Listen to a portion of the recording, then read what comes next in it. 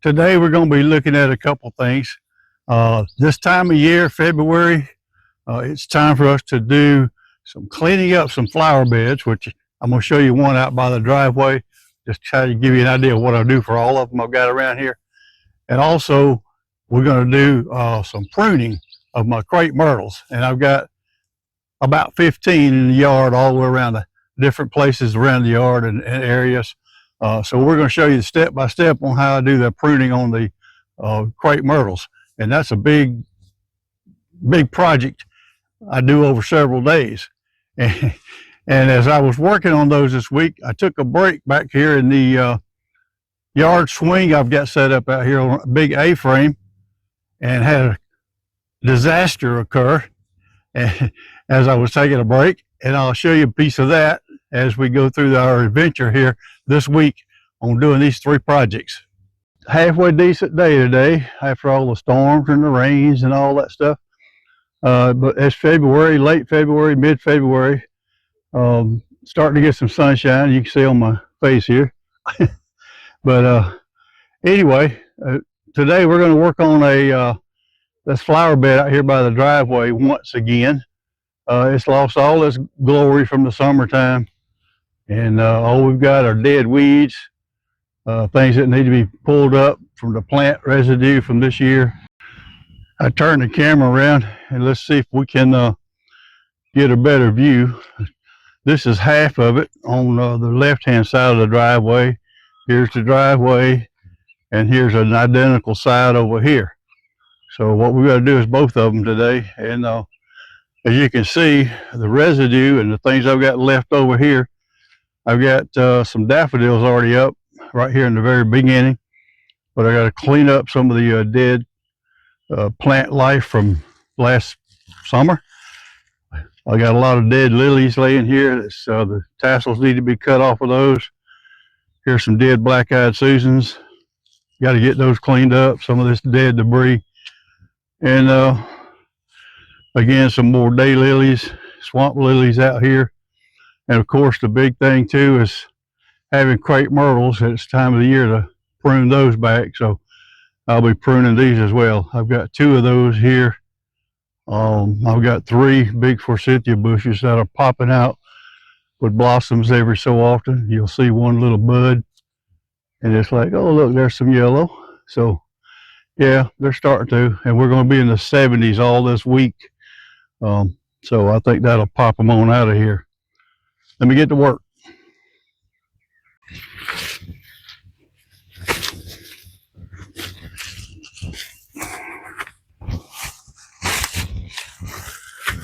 Yeah, these things are hard. They're dead, these long pieces. So I just need to break those off, get the debris out of here. And we've already got new growth started. These are what they call swamp lilies. They're a nice big yellow blooming flower. They're like daylilies or like irises, but they do a real pretty flower when they're blooming. You get all this out of here, throw it in my cart, haul it away.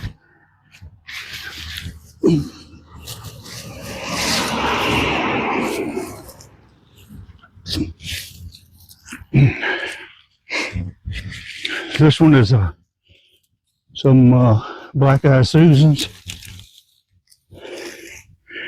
and I will leave the cage here, one for support, but two to be sure I know where they're at. I've got some other dead debris here from other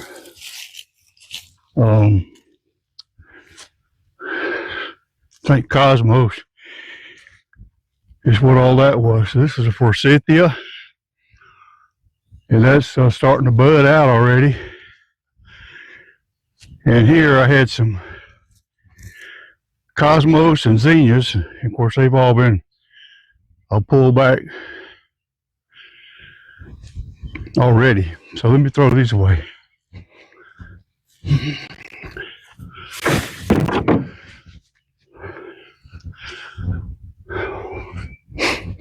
And as you're doing this, these are my forsythia. Just kind of prune them to shape them. I don't want them venturing out into other areas. I want to keep them right here confined to this flower bed. And the deer, of course, helped me a lot too. I'll wait till after these flower and die back. And of course, everywhere I prune them, they'll put out another shoot or another, they'll branch out. And like this one's coming out here going through the fence. I don't need that. So I think we're in good shape there. That's probably going to take care of most of these. They don't need a lot of pruning just yet.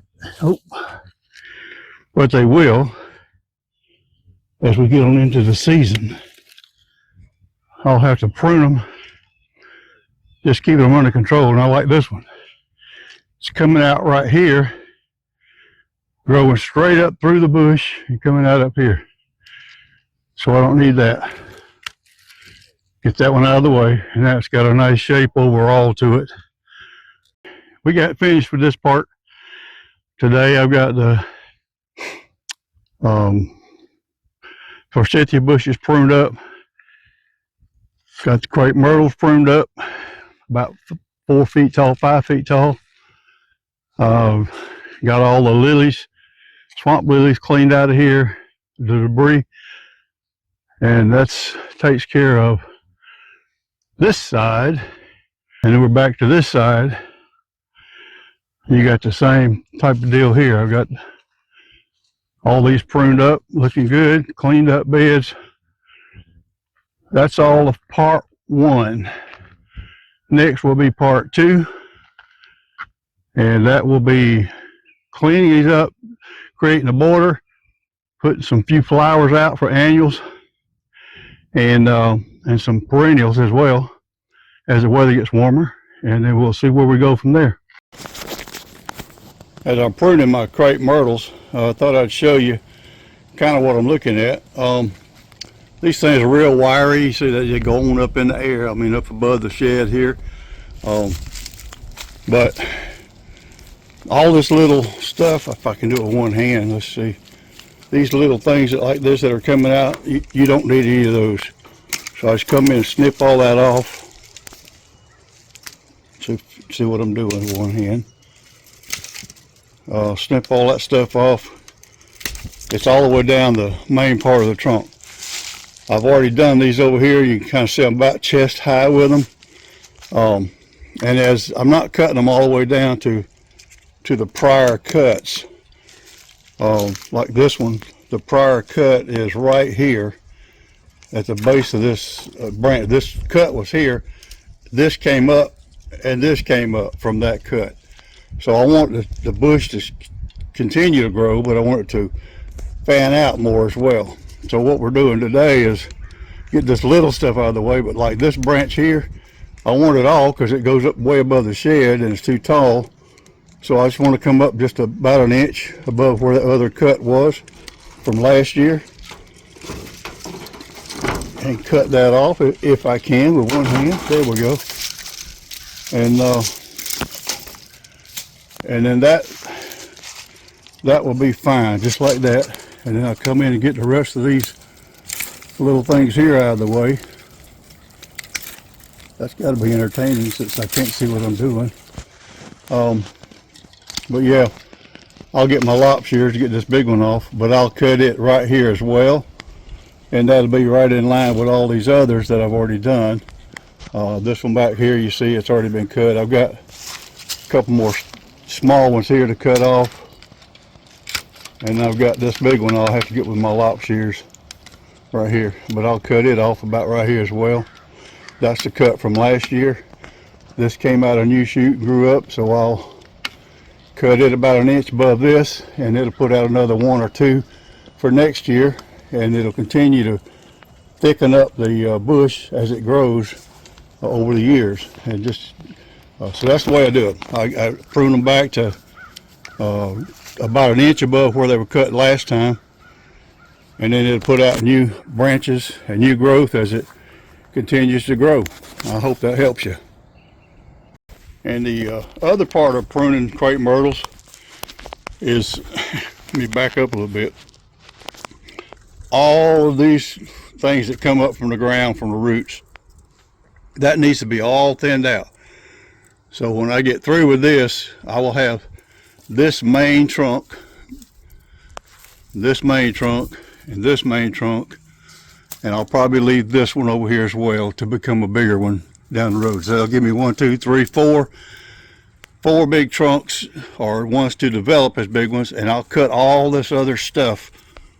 These, I'll cut all of this out of here, and that's part of the pruning, cleaning up this root down here at the base of the tree. Okay, let's take a quick look now that I'm done with this bush. And like I said, I've got 10 or 12 or 15 around the yard, and I've done them all exactly the same way.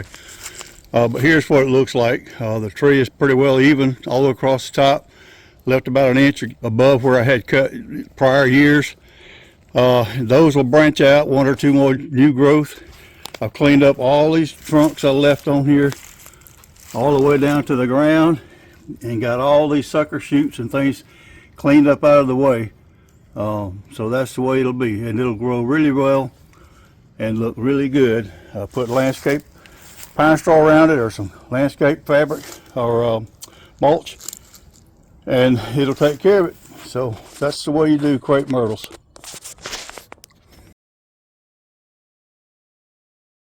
Well, I avoided a horrible accident today. I was outside and I noticed the A-frame swing that I have in the backyard for my wife and I was leaning, one of the legs was leaning sideways, and I went out to straighten it up, and I noticed the bracket at the top was pulling loose. So I decided to fix it. And as I took the bracket off and the bracing off, lo and behold, the whole thing shifted and started creaking and falling to one side. So I jumped out of the way. I couldn't hold it, it was so heavy, and it went down in a tumble. Took out the swing, took out the ladder, took out the flower stand that was next to it. Lucky, lucky me, that's all I can say. Okay, got it all put back together. Got it standing up. Now I just need to work on some flowers in that big flower stand we got right there beside it, and then put a few more out over to the right hand side there in the shade area, shade garden, and it'll be looking good. Nice seating area right here, and it's nice and steady and nice and secure, I believe. Well, that brings us back to where we got started. I hope you enjoyed that video today and got a little something out of it. Drop me a comment, let me know what you thought. Cleaning out that flower bed out there, that was just part of cleaning up the debris after the season is over and trying to take care of everything. I've got all the flower beds, not to that detail, but under some kind of control now. So we're ready to put new flowers, or I've got flowers coming up now as I look around the yard. I got daffodils everywhere. But in the other thing too was pruning back the crepe myrtles this time of the year. That's always good. I hope you got something out of that. If you have some crepe myrtles and was wondering how to do that, I hope that helped you a lot.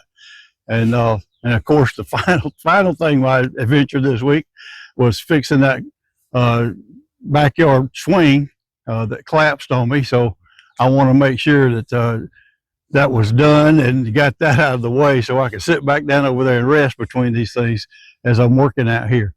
But other than that, I appreciate you being with me. And my name's Don, if I forgot to introduce myself to you. But I'm glad you're with me. If you're new here, welcome. If you're not and you're returning, I'm glad to have you back with me. And again, drop me a line, comment, let me know what you think. Let me know what you might want to see. It's getting to be busy, going to be real busy here in the next few months because planting season is fast approaching. So hang in there with me. Subscribe to me if you don't, so you don't miss anything. And I'm trying to post every week what I'm doing every week. So that's why I call it my Pa's Garden Journal, because I try to keep it like a journal. And so that's the idea. But glad you're with me, and I appreciate you, and I'll see you guys in the next one.